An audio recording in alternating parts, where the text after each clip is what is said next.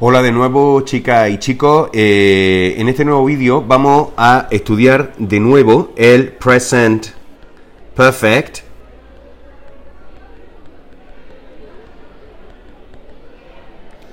The Present Perfect. Y nos vamos a centrar en su forma afirmativa, negativa e interrogativa.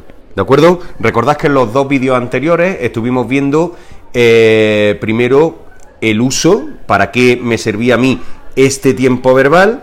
En segundo lugar, estuvimos viendo su forma general y en este caso vamos a especificar un poquito más dentro de la forma, ¿vale? Seguimos hablando de forma, de form, pero nos vamos a centrar en su forma afirmativa, su forma negativa y su forma interrogativa. Mirad, al tratarse de un verbo compuesto, es decir, un verbo o un tiempo verbal compuesto, mejor dicho, un tiempo verbal que no consta solamente de una parte, sino que consta de dos partes, las cuestiones gramaticales con respecto a la interrogación y con respecto a la negación van a ser muchísimo más fáciles. Es decir, todos aquellos tiempos verbales que tengan en dos partes, al 90%, excepto el caso de, por ejemplo, verbos seguidos de otros verbos en ing, en el 99% de los casos van a tener siempre la misma manera de hacer la estructura interrogativa y la misma manera de hacer la estructura negativa. Bien, vamos a comenzar por la forma afirmativa, que ya de alguna manera comentamos en el vídeo anterior y que, bueno, siempre es, digamos, la base de la que partimos para explicar después la negativa y la interrogativa. ¿Cómo hacemos la estructura afirmativa del presente simple? Vamos a ver también algunos ejemplos. Vamos a ver primero su estructura. Nosotros pondríamos nuestro sujeto, lo vamos a poner de otro color para que se distinga. Vamos a ponerlo, por ejemplo, con blanco. Nosotros vamos a utilizar el sujeto, que puede ser una persona, una cosa, cualquier cosa. Después le vamos a sumar, le vamos a poner detrás el verbo have conjugado, es decir, o vamos a poner has porque esto sea tercera persona, o le vamos a poner have si el sujeto pues no es tercera persona. ¿De acuerdo? Bien, vamos a poner esto hacia atrás, vamos a volver hacia atrás y vamos a dejar simplemente el hecho de que aquí tenéis que tener o has o have, ¿de acuerdo? Más el verbo que comentamos anteriormente en participio. Recuerdo, ¿en qué consiste que el verbo sea participio? O bien que el verbo acabe en ed si el verbo es regular, o bien que el verbo sea esté en la tercera columna de los verbos irregulares, ¿vale? Si el verbo es, vamos a poner igual, si el verbo es irregular. Recordad que estos apuntes, si los copiáis en la libreta previo a las clases, pues os va a venir de gran ayuda y ya vais a tener mucho ganado. Y va a servir también para repasar. Sabéis que este vídeo pues lo podéis ver en cualquier momento y os sirve para repasar. ¿De acuerdo? Bien, vamos a ver un ejemplo. Por ejemplo, Mary has traveled, con verbo regular, to New York. ¿De acuerdo? Como veis, en este caso, el verbo es regular, con lo cual acaba en ed. Vamos a poner otro ejemplo con un verbo irregular. Podríamos decir, por ejemplo, Mary has eaten all the sweets, por ejemplo. En este caso, veis que lo que tenemos es un verbo irregular que no acaba en ed, porque los verbos irregulares precisamente se llaman irregulares por eso, porque no siguen una regla, no siguen una norma. ¿De acuerdo? Bien, esta sería su forma afirmativa.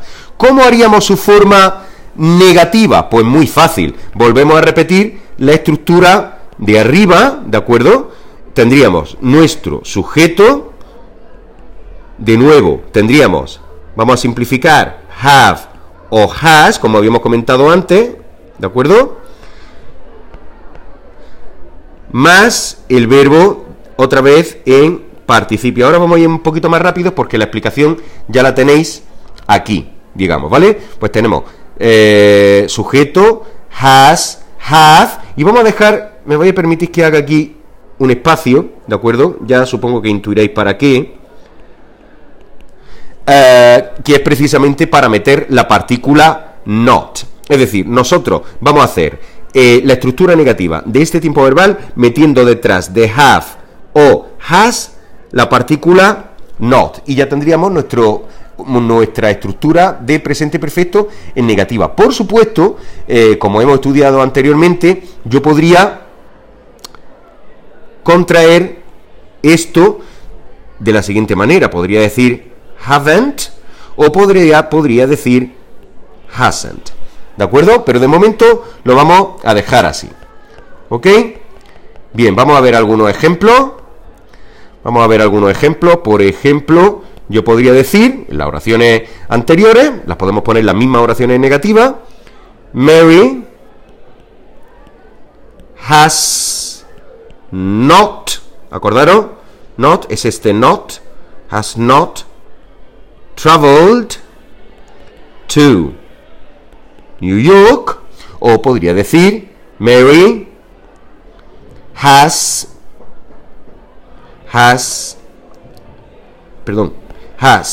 not eaten all the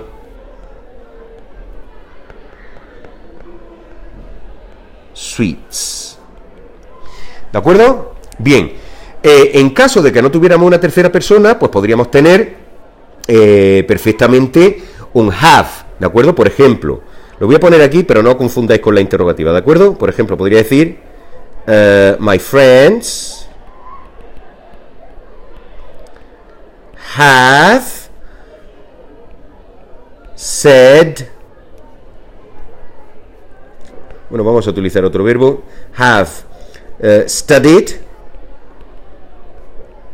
a lot, ¿ok? O incluso podríamos utilizar el mismo verbo que anteriormente. My friends have traveled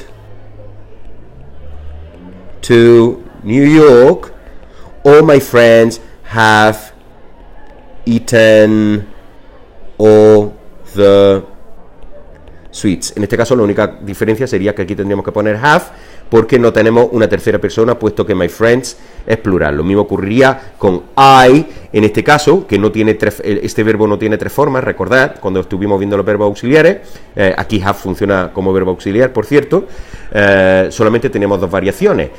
La conjugación sería I have, you have, she has, he has, it has, we have, you have, they have.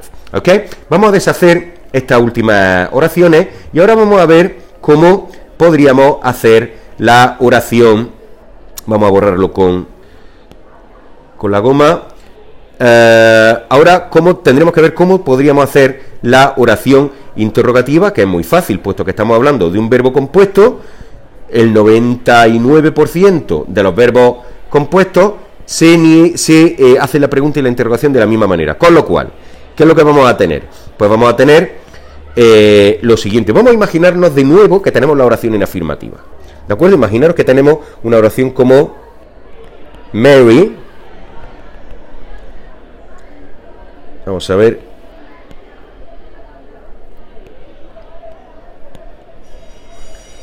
Un segundito. Imaginaros que tengo una oración como Mary has traveled to New York. Lo único que tendría que hacer para obtener una oración interrogativa sería mover, mediante el proceso de inversión, esta partícula, el auxiliar have, delante del sujeto, ¿de acuerdo? Y ya tendríamos una pregunta que, como hemos visto en otros vídeos, sería de sí o no. También podría optar por hacer una pregunta de WH, con lo cual tendría que poner mi partícula de WH aquí, que como ya hemos visto en otras ocasiones, puede ser what, where, when, etcétera, etcétera, dependiendo de ya lo que queramos decir y lo que tenga sentido. Pues bien, aquí tenéis ya cómo, podéis ver cómo se hace la estructura afirmativa, negativa e interrogativa con el verbo have, y en el siguiente vídeo vamos a ver qué palabrillas, qué partículas suelen aparecer con este tiempo verbal que pueden ayudarnos a la hora de, pues, de hacer un examen y demás, o incluso también a la hora de hablar, que sepamos qué palabras suelen aparecer o suelen colocarse con este nuevo tiempo verbal. ¿De acuerdo? Venga, pues nos vemos en el siguiente vídeo.